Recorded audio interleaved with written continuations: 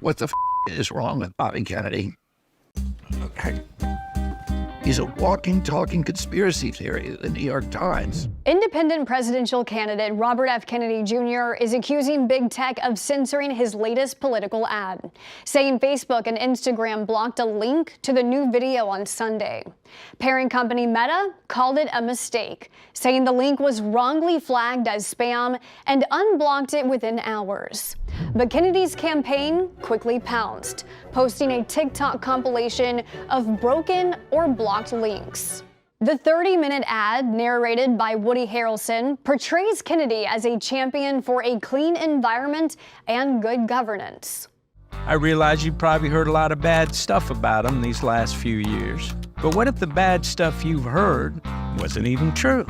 The ad also intends to humanize RFK Jr. He's a surfer, he's a falconer, he's a rock climber, he's a river rafter, he's a hunter, he's an outdoorsman.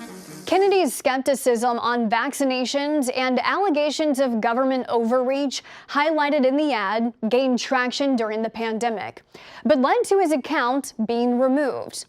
A spokesperson for Facebook told CBS News in a statement, "We removed this account for repeatedly sharing debunked claims about the coronavirus or vaccines." His social media account was reinstated last year after becoming a presidential candidate.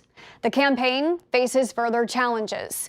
Kennedy is battling for ballot access in all 50 states. Kennedy's strategy includes legal action, hiring consultants and grassroots volunteers to gather signatures for petitions.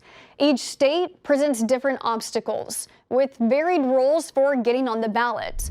Recent successes in Michigan and Hawaii show some progress, but the Kennedy campaign has accused the Democratic Party of interference to keep them off the ballot, accusations the DNC denies. For more stories on RFK Jr. and the 2024 election, download our Straight Arrow News app or go to our website, san.com.